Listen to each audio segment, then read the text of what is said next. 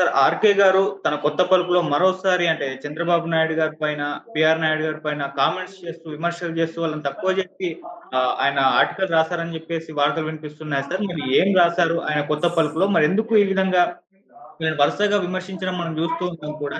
So, ఈ విధంగా రాయడానికి కారణం ఏంటి? అందులో ఏం రాసారు సార్? నిన్న ఆర్కే మరొకసారి చంద్రబాబు ప్రభుత్వానికి వ్యతిరేకంగా కొత్త పలుకు రాశాడు. అంతకుముందు సండేలో కూడా ఆర్కే చంద్రబాబుని విమర్శిస్తూనే రాశాడు.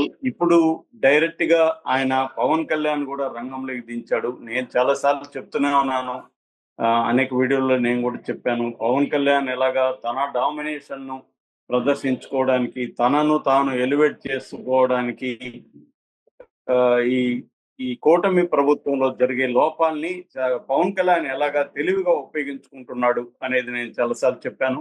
అంటే లడ్డు విషయంలో కానీ, అంతకుముందు పోలీసులు వైసీపీ వాళ్ళని అరెస్ట్ చేయట్లేదు అని డైరెక్ట్ గా హోంశాఖ మంత్రి అనితను అటాక్ చేయడం కానీ, దాని తర్వాత లడ్డు విషయం వచ్చినప్పుడు దాన్ని తనకు అనుకూలంగా మలుచుకోవడానికి ఆయన ప్రాయచిత్త దీక్ష ప్రకటించడం, సనాతన ధర్మాన్ని గురించి తానే ఛాంపియన్ అన్నట్టుగా మాట్లాడడం, అట్లాగే కాకినాడ దీనికి వెళ్ళి షీట్ ద షిప్ అని అనడం. అంటే మొన్న ఇంకా తిరుపతికి వచ్చేసరికి అయితే తాను సారీ చెప్పనని, నేను సారీ చెప్పాల్సిన అవసరం లేదు, ఎవరో చెప్పితే నేను స్పందించాలా అని బీఆర్ నాయుడు అంటే కూడా పట్టుబట్టి మరీ సారీ చెప్పించాడు ఆయన దగ్గర.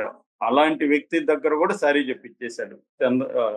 అంటే చంద్రబాబు తలొగ్గి సారీ చెప్పించేట్టుగా ఒప్పించాడు. అంటే పవన్ కళ్యాణ్ నేను అదేదో సామెత ఉంది కదా, సింహం ఎంటర్ కానంత వరకేరా, సింహం ఎంటర్ కానంత వరకు అన్ని జంతువులు విచ్చలవిడిగా ఎగురుతుంటాయి, ఒకసారి ఎంటర్ అయినాక ఇంకెవరు ఉండరు ఎక్కడని, ఫీల్డ్ అంతా నాదే అని.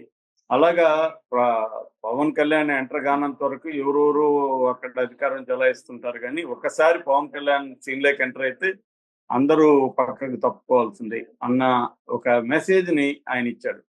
సో దీన్నే రాధాకృష్ణ బలంగా పాయింట్ చేశాడు. అట్లాగే మామూలుగా జగన్ దగ్గర అధికారులందరూ ఎంత వినయంగా ఉంటారో మనం చూసాము. అసలు నోరు తెరవడానికి కూడా జగన్ దగ్గర భయపడతారు. అలాంటి అధికారులు అంటే ఒక్కసారి ముఖ్యమంత్రి అయిన జగన్ దగ్గరే అలా ఉంటే, సో 14 సంవత్సరాలు పరిపాలించిన చంద్రబాబు దగ్గర ఇంకెంత వినయంగా ఉండాలి. కానీ అలా లేకుండా ఈయన ఎదురుగానే వాళ్ళు ఇటు ఈవో గాని, శ్యామలరావు గాని, అటు బీఆర్ నాయుడు టీటీడీ చైర్మన్ గాని కొట్టుకున్నారంటే ఇంకా చంద్రబాబు దేనికి ఇక్కడ, ఈయన ఎదురుగానే వాళ్ళు కొట్టుకునే పరిస్థితి. అట్లాగే పాలక మండలిలో కూడా గొడవలు. ఇవన్నీ చంద్రబాబు తెలియదా? అసలు టీటీడీలో ఏం జరుగుతుంది బోర్డులో అనేది చంద్రబాబుకి ఇన్ని రోజులు తెలియదా? దాన్ని ఆయన ఎందుకు కంట్రోల్ చేయలేకపోయాడు? అంటే ఇంత ధైర్యంగా చంద్రబాబు ఎదురుగానే అధికారులు కొట్టుకునే పరిస్థితి వచ్చిందంటే చంద్రబాబుకి అసలు ప్రభుత్వం మీద కంట్రోల్ ఉందా లేదా అనేది ఆయన మాట్లాడారు. అట్లాగే రెండో అంశము బీఆర్ నాయుడు మామూలుగా ఆయన చెప్పింది ఏంటంటే, చాలా సార్లు నేను రాధాకృష్ణ గురించి చెప్తుంటా, ఆయన కన్వీనియంట్ గా తను నమ్ముతున్నట్టుగా అందరూ కూడా ఇదే నమ్మండి అన్నట్టుగా చెప్పేస్తా ఉంటాడు. అదేంటంటే తిరుమలలో పోస్టులు కావాలనుకున్న వాళ్ళు భక్తితో వెళ్తారంట అక్కడికి, భక్తి ఉంటేనే వెళ్తారంట. అంటే ఇంతకుముందు మరి ఆయన భూమన కరుణాకర్ రెడ్డి భక్తితో వెళ్ళాడా, ఎస్వి సుబ్బారెడ్డి భక్తితో వెళ్ళాడా? వాళ్ళు మీద కూడా ఈయన గతంలో రాశాడు కదా, వాళ్ళందరూ ఆ పదవిని ఎలా ఉపయోగించుకుంటారు? ఎవరైనా పదవి కోసం వెళ్తారు తప్ప భక్తి కోసం అయితే పదవి ఎందుకు? అసలు అక్కడ సేవ చేయడానికి అయితే పదవి ఎందుకు? ఎవరైనా పదవి ఆశించే వెళ్తారు. ఈయన కూడా పదవి ఆశించి ట్రై చేశాడు, ఈయనకి రాలేదు, బీఆర్ నాయుడికి ఇచ్చారు. ఎందుకంటే లోకేష్ బీఆర్ నాయుడిని ఇవ్వాలని పట్టుబట్టాడని. ఆ కక్ష ఈయనలో కనిపిస్తుందని చెప్తున్నారు. అందుకనే ఈయన ఇలా రాయడానికి కారణం ఈయనకి పదవులు ఇవ్వట్లేదనే కక్షతోనే రాస్తున్నాడు అనేది ఎక్కువ మంది చెప్తున్నారు. అది దీంట్లో క్లియర్ గా కనబడుతుంది.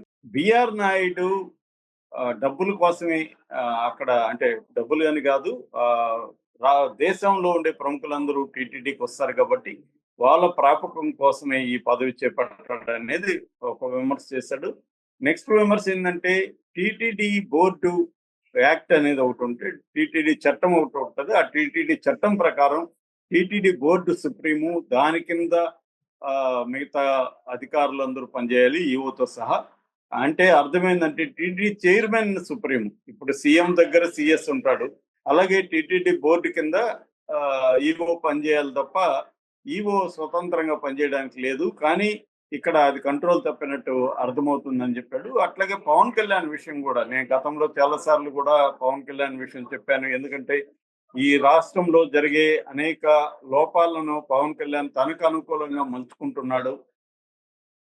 సో ఆ రకంగా టీటీడీలో జరుగుతున్న దీన్ని కూడా పవన్ కళ్యాణ్ మలుచుకున్నాడు. కాబట్టి పవన్ కళ్యాణ్ మామూలుగా అయితే ఆయనకి రాజ్యాంగబద్ధమైన పదవి కాదు డిప్యూటీ సీఎం అనేది. అది ఓన్లీ ఆయన టెక్నికల్ గా చూసినప్పుడు ఒక మంత్రి మాత్రమే. కానీ ఆయన ఒక పార్టీ అధ్యక్షుడు కాబట్టి ఎక్కడికైనా వెళ్ళొచ్చు. కానీ ఆయన అంత మాత్రం పరిమితం కాకుండా చంద్రబాబుని బ్లాక్మెయిల్ చేస్తున్నట్టుగా కనబడుతుంది. ఇది ఇప్పుడు చిన్నగానే ఉండొచ్చు కానీ రేపు పెద్దదైతే కూటమిలోని విభేదాలకు దారి తీస్తుంది అని కూడా హెచ్చరించాడు.